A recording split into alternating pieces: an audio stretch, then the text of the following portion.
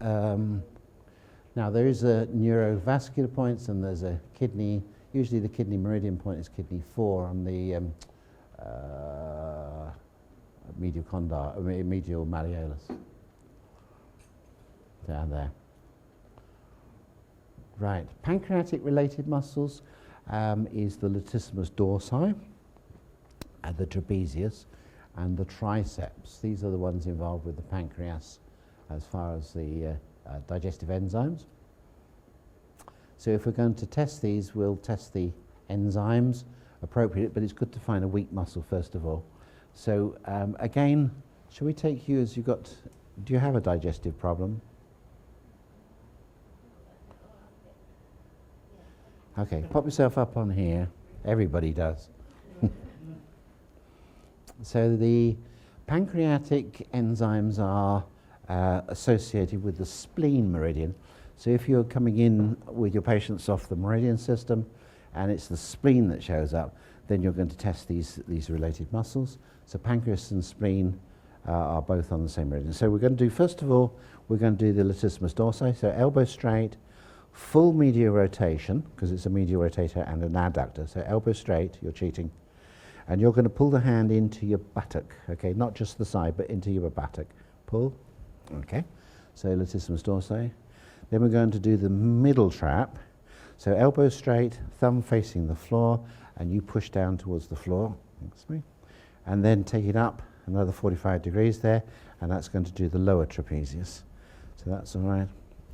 And then elbow like that, and you're going to push the back of the hand against me as hard as you can, is the triceps muscle.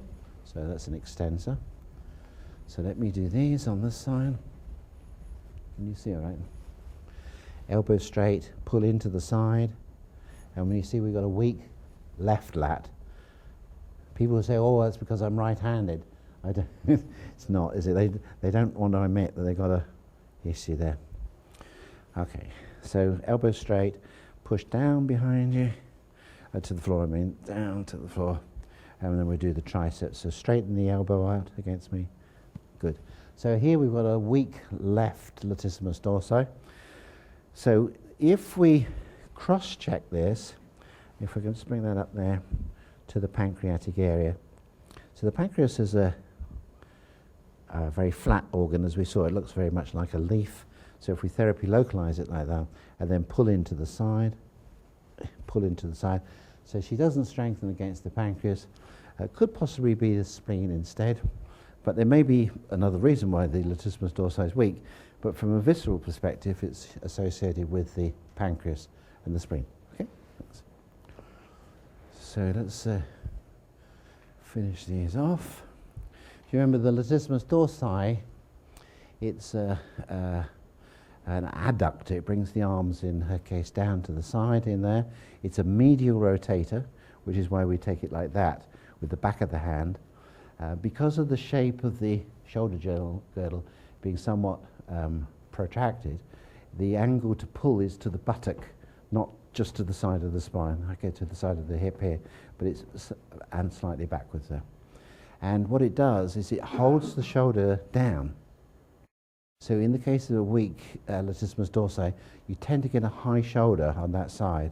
Okay? So from a postural point of view, and you find there's a high shoulder, often there'll be a hyper upper trapezius adding to that, because that's the counterbalance to it. And that will create an imbalance sometimes in the shoulder girdle itself, in the shoulder joint, the glenohumeral joint, and may lead towards frozen shoulders, adhesive capsulitis, shoulder problems, because it's raising up. Okay, so it's not in the right, the board is not in the socket properly. I know.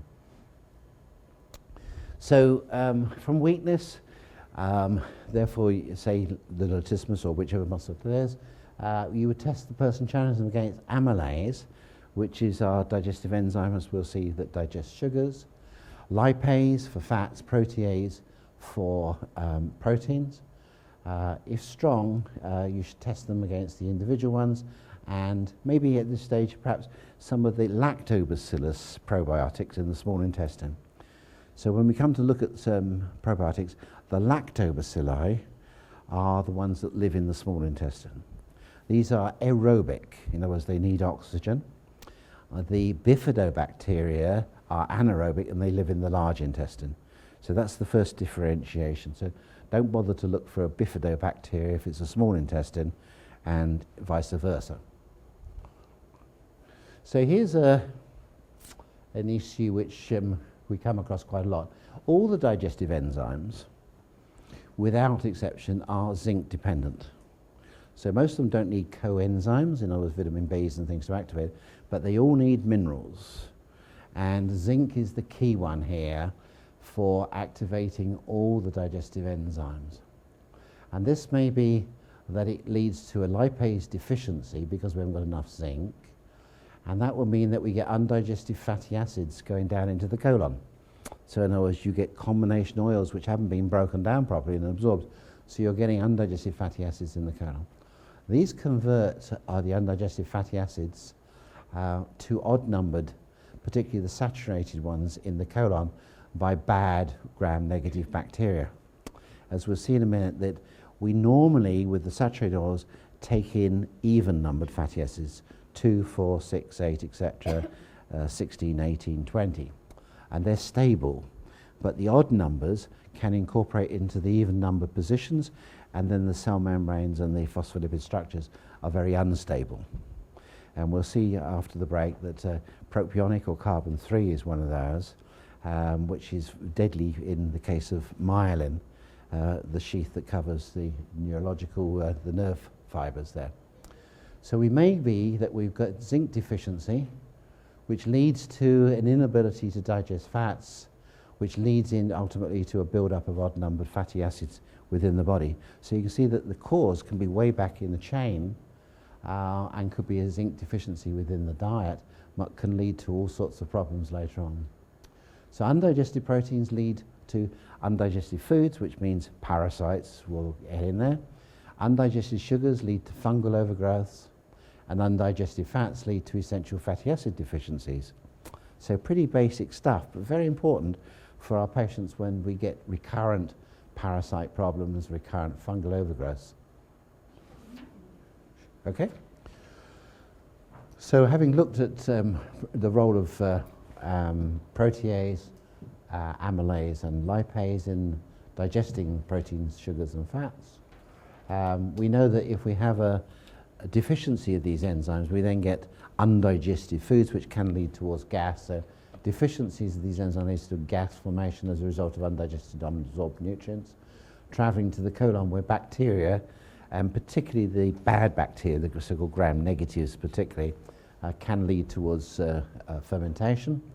The most common of these is the gas methane. We all hear about methane gas, of course, coming from cows and things. So that's the breakdown of starches. Carbon dioxide, which is really produced in the fermentation of sugars, like in fermentation when you make yeast, when you make beers and wines and things. Hydrogen, which is usually from, again, an imbalance of bad bacteria in the gut, particularly when you get the small intestine bacterial overgrowth, the SIBO, is actually diagnosed by the hydrogen breath test. And hydrogen sulfide, which is the one that gives you the rotting egg smell of stink bombs.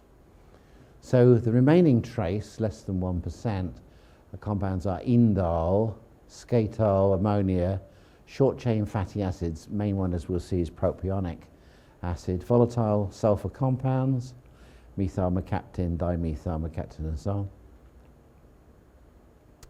So if a person has a lot of gas, a lot of flatulence, they distend a lot, it's quite interesting because they get bigger and bigger sometime after their meal, but then in the morning it's gone down again. And most of the time it doesn't come out. Sometimes it comes up, sometimes it comes out. But if it gets there and it stays in, it basically gets reabsorbed into the body. So this is again one of the reasons why people feel really rotten in the morning, because they've reabsorbed these gases back into the system. So methane and hydrogen sulfide can be quite toxic to the body. So they're actually produced inside the gut, which is basically not inside the body systemically. But they get into the blood and then they've got to be detoxified. So if a person does do it, you need to test them for methane, carbon dioxide, hydrogen, and hydrogen sulfide. So these would be the four main gases. So biomarkers for dysfunction also is the production of alcohol. So not just the imbibing of alcohol, but we actually produce alcohol in our gut from yeasts. And it may be brewer's yeast or baker's yeast, which then go on to produce ethanol. That's like how you would make wines and beers. And then that will become oxidized to acetaldehyde, which then becomes further reduced to acetic acid. So ethanol, acetaldehyde, and acetic acid are made basically from good yeasts, good funguses, in other words, brewer's yeast, baker's yeast. Whereas if you get bad funguses like Aspergillus, etc., what we would call pathogenic ones, these produce methanol, otherwise known as methylated spirits or meths, and this is very toxic to the body, and that then will become oxidized down to formaldehyde, which then gets further reduced to formic acid, which we've spoken about before, which is what irritates and causes the itching and things. So formic acid is what red ants produce, so when they kindly crawl over your tummy. So this cascade is much more toxic than this. So providing we have the enzymes to metabolize these, it's not a problem. This is the way we normally metabolize alcohol or ethanol. But if we have a blockage here or here in the enzymes, then you get a build-up of these intermediates, and you can get really serious symptoms. So again, we've got those down here in the gut kit. So we hear a lot about leaky guts, and how do we diagnose a leaky gut, which basically means you get the contents or some small molecules which are not completely digested from the small intestine, and maybe even the large intestine, getting into the blood or the lymph the other side. So remember, as I said, we don't absorb nutrients between the cells normally. These are called tight junctions, and this tight junction is usually like a glue that holds these cells together in the microvilli here. What we do on these microvilli, as you can see on top of the villi there, is we absorb our fats, fatty acids, our amino acids, and our simple sugars through there, and our minerals like zinc, etc. They go transport across the cell and then into the blood vessels here. But if we have spaces between, we can get anything from the gut pass through there into the blood vessels, and this becomes what's called a leaky gut. And if the blood white cells think you're not one of us, because you're getting in a longer chain protein, it thinks it's a foreign body or a microbe, and it'll set up inflammation. So the result of this is basically inflammation, and that inflammation will then be carried around systemically in the body, so we may end up with symptoms remote from the gut. So we may find that the person's got pains in the joints, in the peripheral joints and things, but the cause of this could be from the intestine. So that's the beauty of what we do. If we can get in through the meridian system and find out that the cause of a person's symptoms could be the small intestine meridian, it could be the large intestine meridian, stomach, liver perhaps, and so on. So that would be a good diagnostic entry to lead you back to the fact that the problem is from the guts. Okay, so this is quite a nice picture of a leaky gut. So large intestine, as we move on down, we know that there's certain muscles, the tensor fascia lata, the hamstrings, and the quadratus lumborum. My experience is very seldom do you get all the muscles associated with the organ and the meridian weak. Very occasionally you get them all, but it's it's less common than having one or maybe two. So Maria, if we could have you back. So tensor fascia lata, hamstrings, and quadratus lumborum. So tensor fascia lata, we flex the hip joint to about 10 degrees, abduction to about 35 degrees, and full medial rotation. Just let me medially rotate that, and you're going to push out and up towards the corner of the room there. Good. And then we're going to do the same on this side, out and up towards the corner. And if this is traditionally in kinesiology, if this is bilaterally weak, like we saw with the PMC, this is an indication of iron deficiency. Now we've got the hamstring muscles.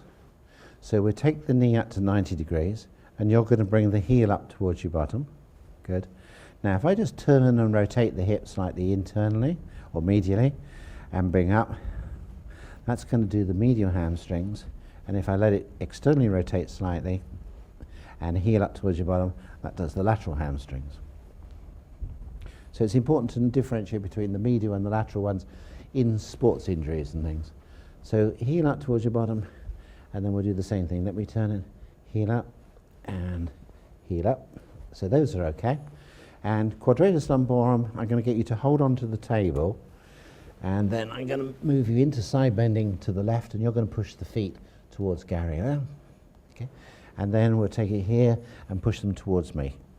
Okay, so you're bilaterally strong, which is great. Okay. Right, so those are the large intestine muscles. So large intestine, particularly if we get a positive on the large intestine meridian points there, and we're coming in there, always think that the large intestine parasites.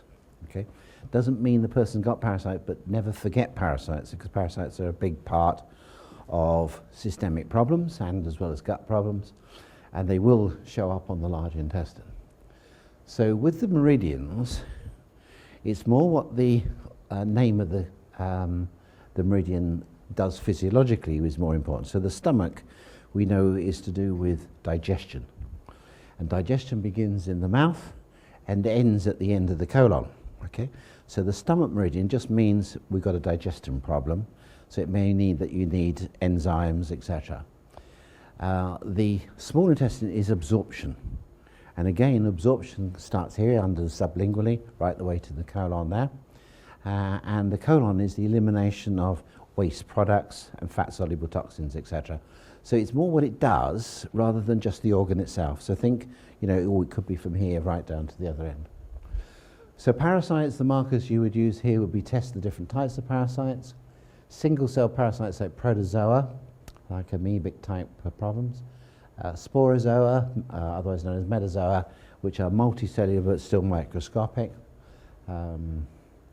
Cestos, nematodes and trematodes. These are the helminths or worms. I call them, just don't say that to the patient, of course.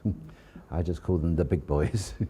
So these are the bigger ones, but they're not always that big. But nematodes are very common, especially the threadworm, Enterobus formicularis, is very common in a lot of disorders. And people are always very surprised when you find this with people, particularly with children and things, and they've got a whole myriad of different problems, different intestinal problems and behavior problems and things, and then you find actually it's a parasite, and they say, oh really? Because they assume this same old thing, that you only get parasites if you travel abroad.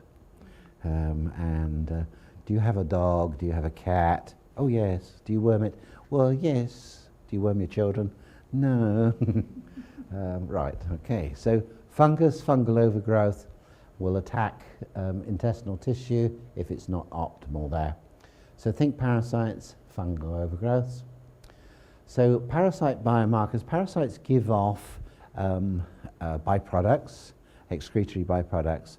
The main one of this is ammonia and or phenol. So ammonia knocks your head off. It has a particular way the body eliminates ammonia through the urea cycle, which we'll look at a future seminar. Phenol is what you smell. It's a preserver. It's what you smell disinfectant when you go past a hospital. So you always know when you walk past a hospital that it's a hospital, and that's phenol. That's what you're smelling. It's a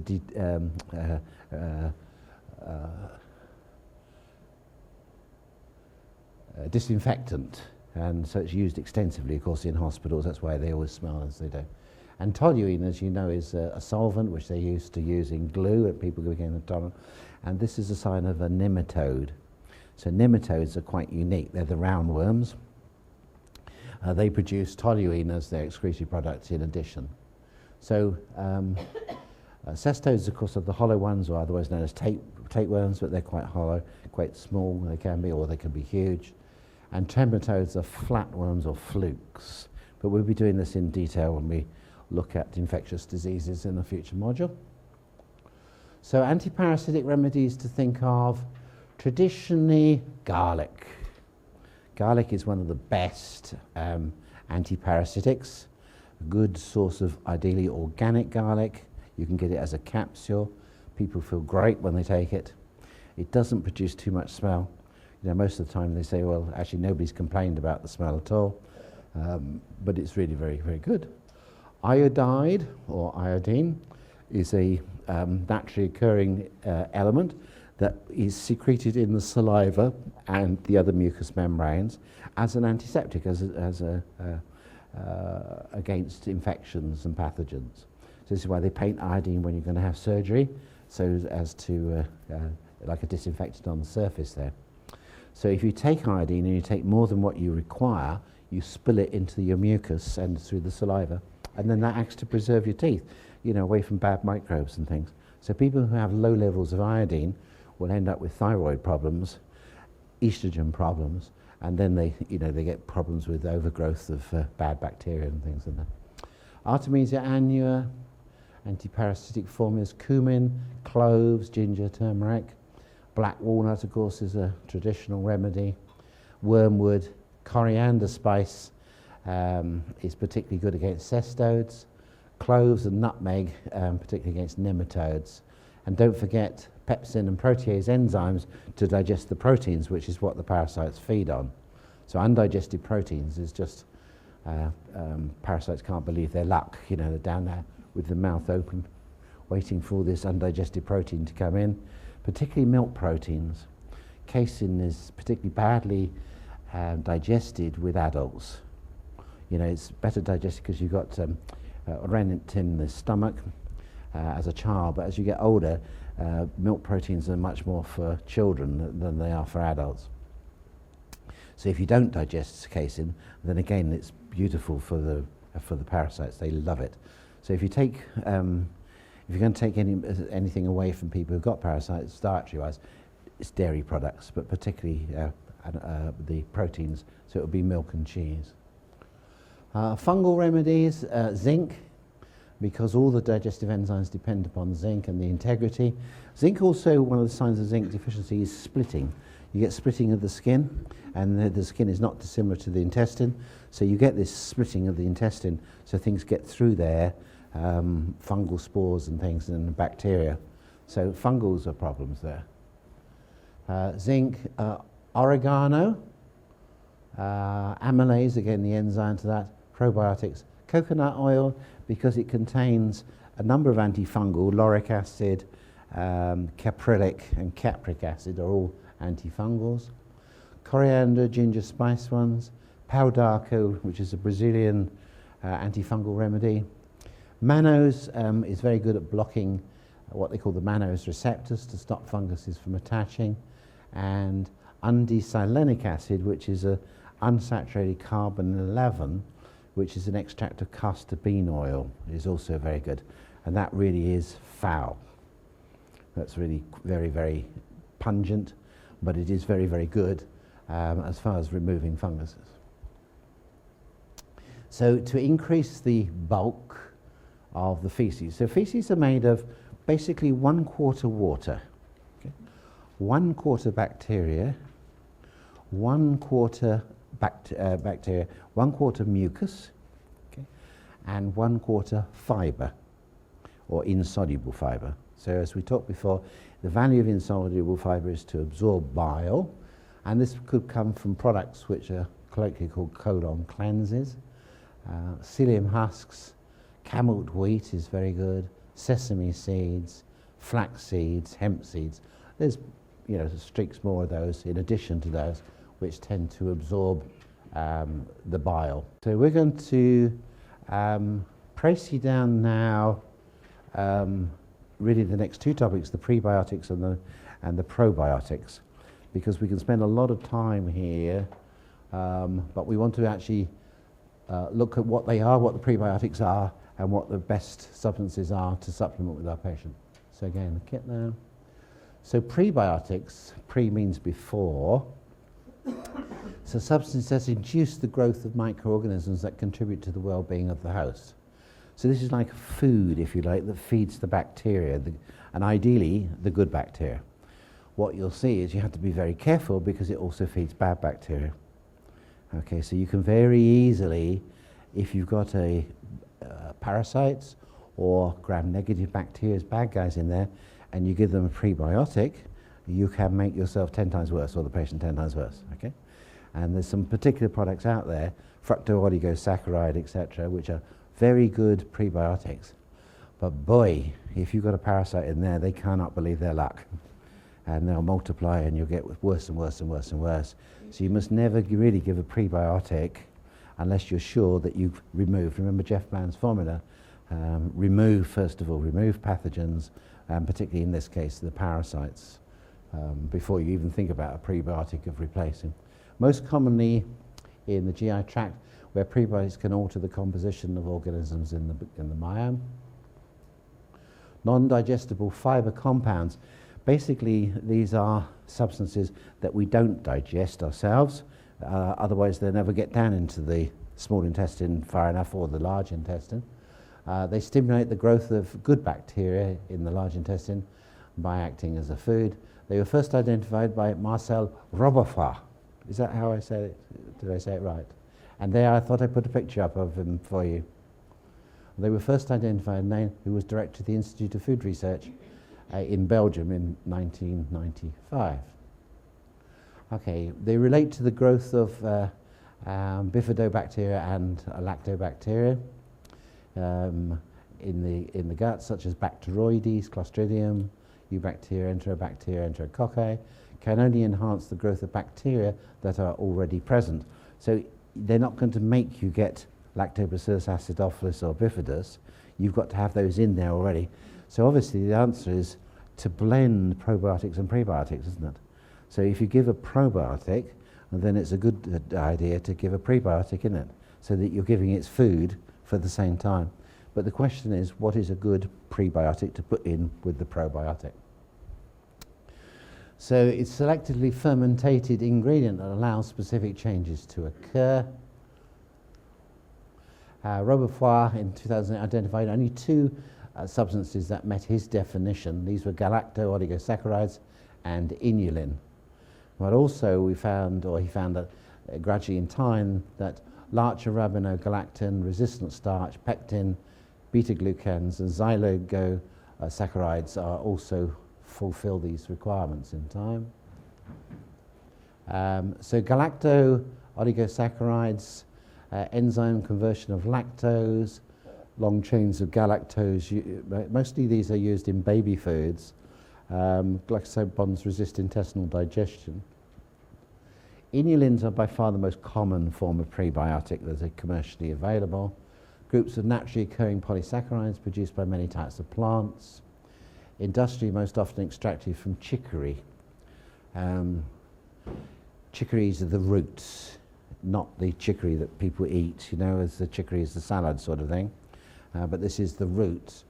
And we really found it very, very difficult to get an organic chicory. It's highly pesticide because it's a root crop. So all root crops collect the pesticides and herbicides and things in the soil, toxic metals, etc. So it is really, really important that a prebiotic must be organic because they come from roots, and therefore they're going to be high. So personally, I don't think chicory is a very good one. It is naturally, there's no such thing around very easily as an organ. The inulins belong to a class of fibers known as fructans. So we won't go into the detail there. So top of the charts here is the Jerusalem artichoke. You can see the percentage here, 16 to 20%. Garlic is at 17%, so garlic. Barley kernels are very high as well, but these have to be very young, but commercially they're not really available. Globe artichokes have some in as well. Asparagus a bit, onions a bit, rye a bit, and a bit in wheat. Not too much in those, but artichokes really are the rule the day there. You don't often see them around, do you? You get the Globes, but you don't get the Jerusalem ones. But once you try the Jerusalem ones, you'll know you've eaten them. because they do produce a lot of gas, first of all. And we found that when you have them and you've never really had them before, and you cook them like parsnips, they're very nice. But the art is, to begin with, is to skin them. Okay, it's the skin that blows them up, it blows you up. So you know that you've had them. But if you take the skin off, they're not so windy. And then after a while, if you have them regularly, then you can have them with the skins on and they don't worry, like baked potatoes and that sort of thing. But initially you think, you know, because it starts to feed all the good bacteria, but it also feeds anything else that's in there. So you know that it's doing what it should do. So inulin is used by some plants as a means of storing energy instead of carbohydrate, other forms of carbohydrate. So that just gives you a list again: agave, banana, plantains, and so on. Different substances, different plants that have high concentrations of inulin. Arabinogalactin from larch is good. It's found in nature. It's part of Arabic gums. Fructooligosaccharide is a very popular one commercially. It's produced by the degradation of inulin, so it's made from inulin. Process also occurs in some extent in nature, otherwise known as FOS. You often see it as FOS, fructooligosaccharide, but it's a very concentrated form, which is a fabulous prebiotic. But as I say, it's also fabulous for gram-negative bacteria and parasites, so beware of it. Jerusalem artichoke, oh yes, Jerusalem has been found to be the highest concentration. There it is. If you've never seen one, because a lot of people don't even know what it is. They never see it. It's very rare in shops. You don't seem to see it very much.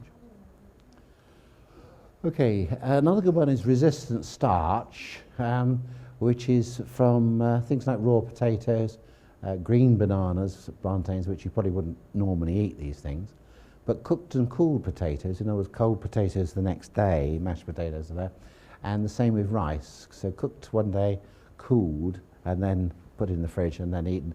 These are called resistant starch, and the same with cooked and cooled legumes. So you might keep your vegetables from last night and then eat those. Unfortunately, you shouldn't have to heat them up again, but you can eat them cold, and that has this thing called resistant starch, which acts as a good prebiotic for the bacteria. So you don't worry about that. Retrograde starch, so yeah, you don't with that. Pectin, we're used to knowing about pectin because it helps to set gelling substances like our jams and our honeys and things. So it's usually extracted from citrus fruits. It acts as a prebiotic. So large intestine microorganisms degrade the pectin and liberate short-chain fatty acids. These we'll see like carbon 2, 3, and 4. Popular forms of pectin or sources: apples, pears, plums, gooseberries, oranges, and citrus fruits, and small amount in cherries, grapes, and strawberries. So they use these as setting agents. Apple pectin is, I think, the most common one for making jams and things. Beta-glucans, these are naturally occurring polysaccharides that occur in the cell walls of cereals like oats and barley. So again, we talked about oat bran, barley bran, etc. being good. Other sources like reishi and shiitake mushrooms. And finally is xylo-oligosaccharides, which are a polymer really of xylose. It's a sugar substitute they're looking a lot now, but it's basically a biomass residue from agricultural residues. So I'm not greatly in favour of that one. I don't think. And now some people use maybe one of the values of seaweeds, and this would probably include kelp, or sea vegetables as we call it. Researchers have studied the effects of some fibres and compounds in seaweeds, and these are generally called alginates, fucunase and laminarin. These would be things like kelp and bladderwrack, rockweed, etc. So the seaweed fibres and sugars have been shown to help with elimination and soothe the lining, so they produce a lot of extra mucus, so they're nice, and that's why they're all slippery on the surface and things. So they're very good at stimulating mucus. So added seaweed to food to improve heart, because of course these are also rich in all the vitamins and minerals. And I always find seaweed is interesting because it clings to rocks, basically. It's only you see it on the seashore when it's broken away, but normally it holds with a root onto a rock. But there is no source of food. This food is the sea. It grows from the seawater. So it gets all its minerals, everything that it can produce, you know, the whole shebang with it is made from the seawater. So the seawater remains one of the richest sources, or the richest sources of minerals around. So this is why sea kelp is a very, very good source of not just minerals, but vitamins and things as well. You know, the one with the bladder wrack is the one with the bubbles on it. You know, when kids love to go to the beach and pop them. Okay, so the number of bubbles on the leaf indicates the years of how old it is. So if it's got 10 bubbles, it means it's 10 years old. If it's only got one bubble, it's a youngster. Prebiotics could be used to battle neuropsychiatric disorders, an Oxford study there. Now, short and long chain prebiotics. So the prebiotic structures, being non-digestible sugars really basically, some are shorter and some are longer. So the shorter one, to make a long story short, excuse the pun, the short ones obviously get to the first part, the ascending colon. The longer chain ones take longer to break down and go to the descending colon. Okay. Now it just happens that luckily, here's the shorter chain ones here, and that's the longer ones.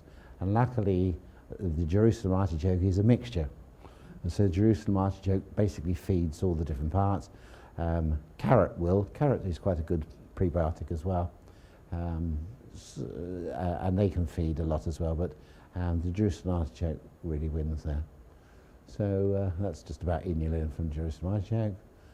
So the addition of large amounts of prebiotics to the diet may result in increased fermentation, leading to increased gas production.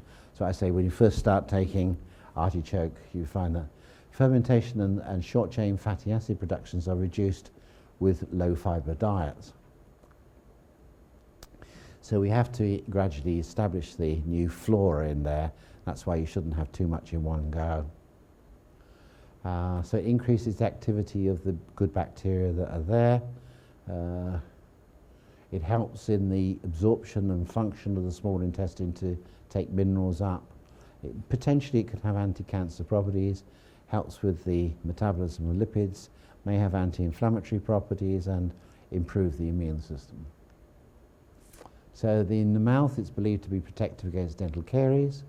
It may attach to binding sites in the small intestine to prevent pathogenic bacteria.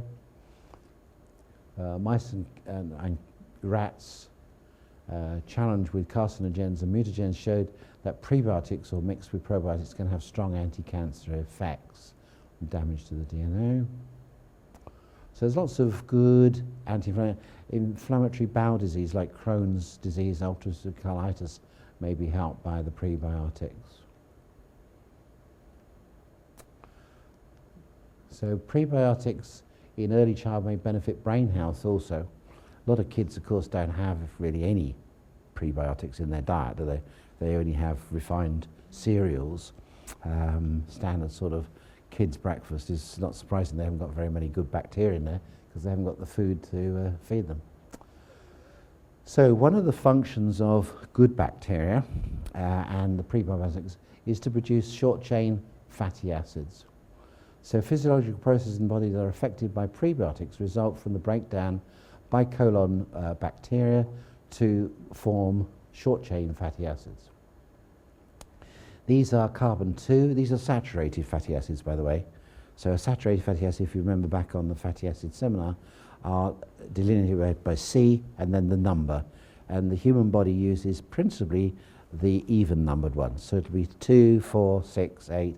And you remember you get up to palmitic, which is 16, stearic, which is 18, arachidic, which is 20. And the longer the chain, the higher the melting point. So you find that the short chain ones like acetic acid, butyric acid are very liquidy. And then when we get to about carbon 10, it starts to be about the melting point of the human body. So above that, they start to get solid. Okay? So coconut oil is a good example of that. Coconut oil, when it's solid, okay, obviously the temperature is below the room temperature or body temperature. When it goes above a certain point, it starts to melt and become a liquid, doesn't it? If you have a look at it in the Caribbean, it's a liquid. You bring it home and it's solid. Just those few degrees make all the difference. And then as you get up to, say, carbon 18, you're into stearic acid, which is candle wax. So that's really solid stuff. You know, you're into the big stuff then. And then you get in rachitic, which is carbon 20, you're even harder, and lignoceric is 22, which is about the highest one the body uses. The body does not usually use odd numbers. So carbon 3, 5, 7, 9, etc. up are fatty acids which the body doesn't normally use. It has to burn them, and it burns them, as we'll see, in a particular pathway to put them into the Krebs cycle to make energy. So we'll have a brief look at that in a minute. So these have definite immune system functions. Their main function is to feed the colons, the colonocytes, in other words, the bacteria, the cells that actually make up our intestinal or our colon wall. So this is their main function, is they form the energy pathway for the colonocytes. So they have energy generation, colonic function, immune system reactivity. They may have anti-carcinogen. They make us full, oxidative stress against oxidative, increase the barrier function, and may improve insulin function. So the simplest of these is acetic acid, which is carbon 2. So here we see 2 carbons there, and then we see the 2 groups here, the methyl group here, CH3 making that, and the carboxyl group here with the COO and the H. So acetic acid helps us to produce acetyl-CoA, which is the substrate for the energy pathway, the Krebs cycle. So it provides energy for the heart, the kidney, muscles and brain. In the colon, it induces thickening of the lines of the Krebs cells. It enhances ideal motility and increased blood flow. It stimulates the immune system. It inhibits inflammation. It reduces interleukin-6, which is a pro-inflammatory cytokine. It increases antibody production, so it may actually increase natural killer cell activities against that. Now, good source of acetic acid is, of course, vinegar. Now, vinegar, I was assumed, was acetic acid, but it's not. It's less than 10%. So vinegar contains 10%. Vinegar is made usually from fermentation. And this is claimed when you make wine, you have to stop the fermentation at a certain point. Either the sugars run out, but if you leave it, it goes to becoming vinegar, and that's what balsamic or wine vinegar is. Now, what they claim, this is the reason they put sulfites into wines, to stop the fermentation, because otherwise the wine becomes vinegary. That's for the story that they use. Most of the time they put it in to stop the fermentation so the wine will travel and it doesn't blow the corks off. That's probably the reason. But unfortunately, you know, they do tend to add sulfites to wines. You can buy sulfite. You can't buy sulfite-free wine because sulfites are naturally present in grapes. So there's no such thing, but you can get no added sulfites, which is the best ones to get there. So I put this here because during the First World War, this was promoted as the ideal food. But of course, in the First World War days, potatoes were potatoes, and they were organic, because there was nothing to do with non-organic. Everything was organic in those days. And so organic potatoes are a rich source of vitamin C, starch, etc., etc. And they would be cooked in animal fat. And animal fat generally is saturated and therefore doesn't become oxidized. So it would be lard, dripping, that sort of stuff. So you would actually have a good quality product. Sealed into hot fat, it seals the vitamin C. So the vitamin C will stay in the potato because potato is a good source of vitamin C for a lot of people. Same with the batter here. The batter will be made from organic flour. So it would be organic because everything was organic there, and the milk would be organic. So you can think, oh, that's not bad. So you've got all your proteins and things like that. And the fish, of course, would be wild, not farmed or anything like that. And then your mushy peas. Your mushy peas would be a good source of folate. They're a wonderful source of folic acid and folates and things like that. Perhaps other things in there as well. So acetic acid has a distinctive and sour taste and helps to stimulate our pungent and sour taste receptors. Nowadays, of course, that's a different matter, isn't it? So nowadays, when you look at this dish, which I noticed a few people had at lunchtime, and it is rather attractive, isn't it, to have occasionally. And then I find that you get that sort of thing, I'll have fish and chips tonight, you know, it's quick, something like that, into the chip heat or something. And then you find afterwards, you think, I wish I hadn't bothered. And you think, oh, and all that fat. And then you think, what did Chris teach us, you know, about the number of times you heat fat? And of course, no longer are those big deep fat fryers lard. You know, those days are gone when they chuck the blocks of fat in there. Now it's all vegetable oils. And the more you heat vegetable oils down in the evening time, back up the next day, it's all going to make it rancid. Terrible oils, acrylic bodies in it, and all sorts of things. Everything is now non-organic. Even the peas are going to be potatoes. And if this was America, they'd probably be mostly GM as well, just for good measure. So now, you know, the fish and chips is not anymore. My biggest disappointment when I researched this originally is, you know, fish and chips was not a British invention. Do you know where it came from? It came from the French. It was a French invention in 1850. It wasn't British. We've always thought about the traditional British meal, haven't we? Fish and chips. It's a French dish. I expect Jill can probably tell us what it says in French. What does fish and chips in French? French fries. Pommes frites, a pesky. Poisson. Yes. Yeah. So the next fatty acid is carbon 4, which is butyric or butyrate. This may have anti-cancer effects. It may stimulate cell apoptosis. It inhibits tumor cell progression, reduces lymphocyte proliferation, modulates genes associated with cellular differentiation, and protects against chromosome damage through the deacetylation pathway. So this is carbon 4. This is a very, very good one. Anti-inflammatory, reduces oxidative stress, improves the barrier function, reduces translocation of pathogens, in other words, movement to different areas of the body. It promotes satiety, in other words, you feel fuller. Major energy source for the colon bacteria, as I said before, the colon cells. Butyric acid is present in and is the main distinctive smell of human vomit.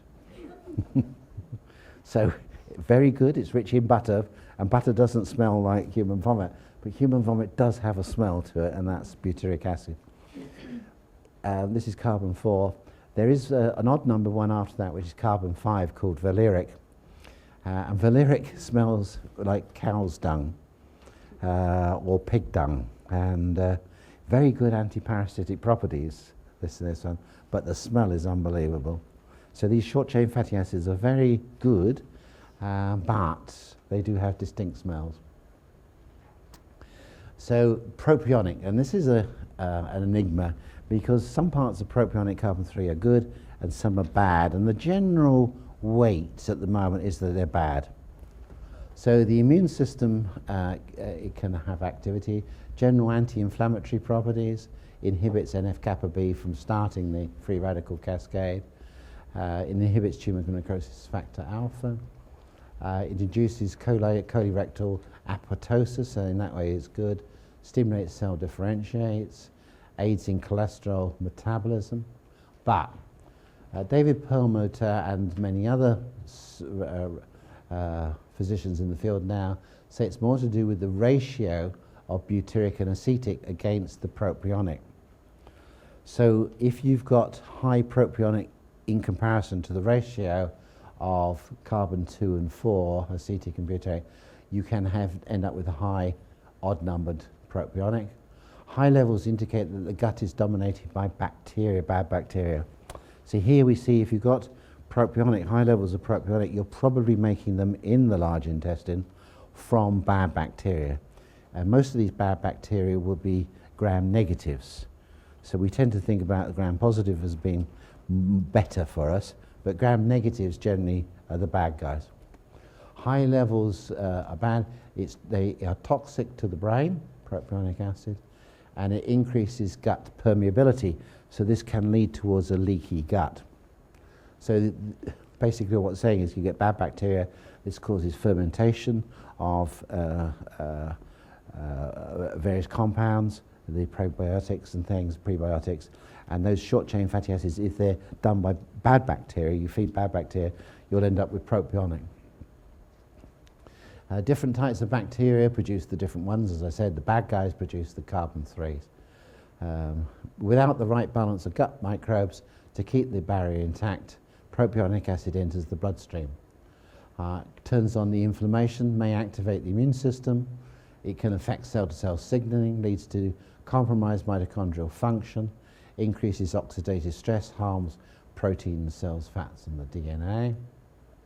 It depletes the brain of molecules such as antioxidants, neurotransmitters, and omega-3 oils. The body finds it difficult to burn odd-chain fatty acids, as I said, so the body tends to store. So a lot of storage of fat is as odd-numbered fatty acids. And we'll see usually the pathway to helping to burn this is through adenosylcobalamin, which is the function of the B12, the adenosylcobalamin, the main function of it. So propionic acid is a clear liquid with a pungent smell, unpleasant smell, which resembles body odor.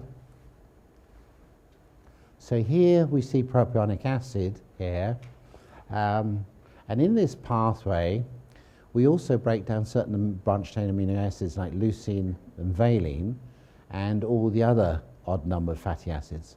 So this comes in the process propionic here to propionic CoA, to D-methylmalonic, to L-methylmalonate, and then with the addition of adenosylcobalamin, the active form B12, to succinyl-CoA, which is an intermediate in the Krebs cycle, which we'll talk about when we do the energy pathway.